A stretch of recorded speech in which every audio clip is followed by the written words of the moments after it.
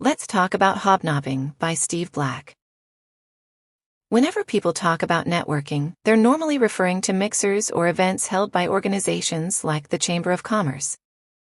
Monthly mixers, ribbon cuttings, and other fun stuff where you get to step away from your business for a short while and hobnob with the local dignitaries. So what is hobnobbing?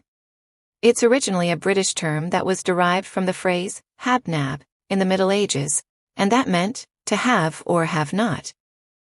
Over time, it evolved into hobnob, which referred to the social practice of drinking together. Basically, it was networking and making connections with influential or important individuals. Also, just to be clear, I don't mean the term dignitaries or important individuals to say that anyone is better than anyone else.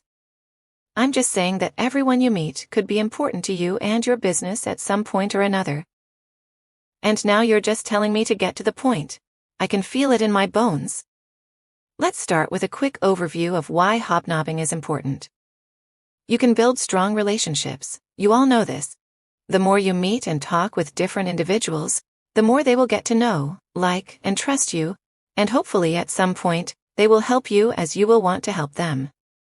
Without a strong relationship, we're just hoping everything works out. Saving money. I know it can take some time, depending on your profession, but referrals are introductions that could turn into business at some point in the future, and you won't have to spend a dime on advertising. Not only that, but as people get to know you, they are more likely to give favorable reviews and recommendations in public forums. Support. I don't know about you, but I'm not an expert at everything. And, if I get stuck on something, it's great to be able to ask a friend for help or advice. Think of it as a resource that you have invested in, and over time those investments can be drawn on. It's a social capital bank account. Make lots of deposits, make withdrawals later on as you need them. Now, back to the point. There are really 3 types of groups of people or communities you need to build for your business. They may take you a lot of time to develop, but without them you're a ship at sea without a paddle or sail. You'll float somewhere, but is it where you really want to go? The first is your inner circle. These are the people you trust completely and would do anything legal for. It needs to be a group of people that can support and motivate or inspire you to do better, as well as provide some resources or advice to help you be better, and you can and should do the same for them. These are your mentors and trusted advisors, all rolled into one. The second is your customer community. This will probably include prospects and leads as well, but you need to have a place where your raving fans, your tribe, can brag all over you. In most cases, small business owners try to build these on Facebook or some other social media platform. The platform doesn't matter as long as it's easy for them to do and you engage with them frequently.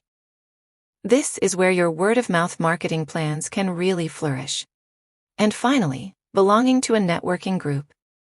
I have yet to find a business that couldn't benefit from other local businesses giving them referrals. I've seen plenty that didn't use the system and weren't as successful as they could have been.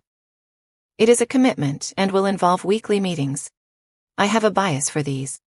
As most of you know, I am the franchise owner and executive director for 3 BNI regions in Texas. In 2023, my BNI members passed $12.29 million in closed business to each other, which averaged out at just over $40,000 per member in closed business from referrals. Pretty awesome, right? How many of you couldn't do with an extra $40,000 in closed business this year? For businesses to be really successful when there is so much competition out there, there are few things, other than millions in an advertising budget, that could make as much difference as these 3 types of communities. Make it part of your marketing plan to build yours.